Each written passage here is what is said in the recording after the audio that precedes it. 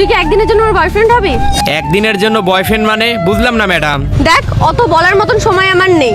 যদি বয়ফ্রেন্ড হোস তাহলে এই 10,000 টাকা পাবি, আর যদি না হোস তাহলে আরো সব বিক্রি আছে, তোরই লস হবে, ভেবে দেখ। 10,000 টাকা?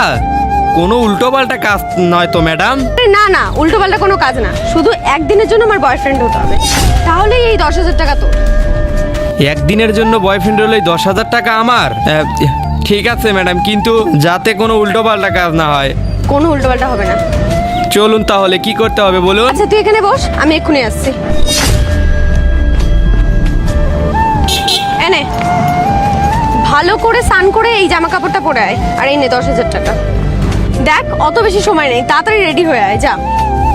ঠিক আছে ম্যাডাম, যাচ্ছি রেডি হয়ে আসতে।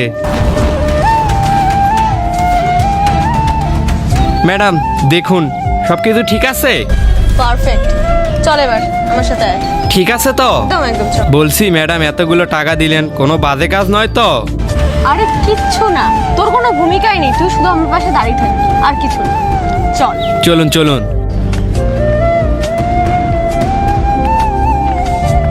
আরে বেবি, কোথায় ছিলে তুমি? ওয়েট, কি হলো? Meet my new boyfriend. New boyfriend মানে কি যাতা বকছো? যা তা বকছি না, তোমাকে আমি সিরিয়াসলি বলছি, এটা আমার বয়ফ্রেন্ড। কিন্তু তার আগে কোনটা তোমার কাছে বেশি দামি, এক বস্তা টাকা নাকি মা বাবা? যদি মা বাবা হয় তাহলে ভিডিওতে একটি লাইক করে চ্যানেলটিকে সাবস্ক্রাইব করে দাও, আর যদি না করো তাহলে আমি ভেবে নেবো তুমি মা বাবাকে একদম ভালোবাসো না। আরে আমাদের তো বিয়ে ঠিক হয়ে গেছে না, আর ও যদি বয়ফ্রেন্ড হয় তাহলে আমি কে? আরে রাখো তো ওই বিয়ে।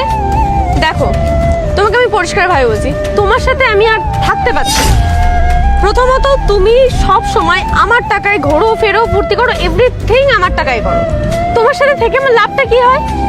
আর ওর বাড়ি আছে, গাড়ি আছে, এভরিথিং আছে, তাহলে তোমার সাথে আমার থেকে লাভটা কি?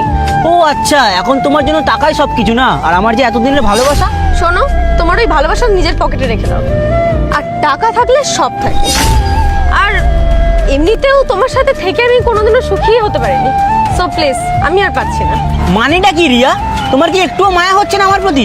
বাড়ি থেকে দুজনের বিয়ে ঠিক করেছে আর তুমি এরকম করছো? তোমার কি কোনো মানসিকতা নেই? দেখো, মানসিকতার কথা তুমি অ্যাটলিস্ট বলতে এসো না, তোমার থেকে আমার যথেষ্ট আছে।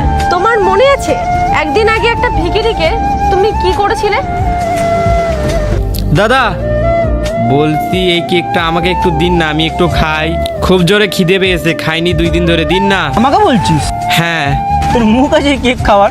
মুখ আছে 2 টাকার কেক খাবি 7 টাকার? ভাই দিক দিয়ে 2 নাম্বার পার্ট চাইলে কমেন্ট করো।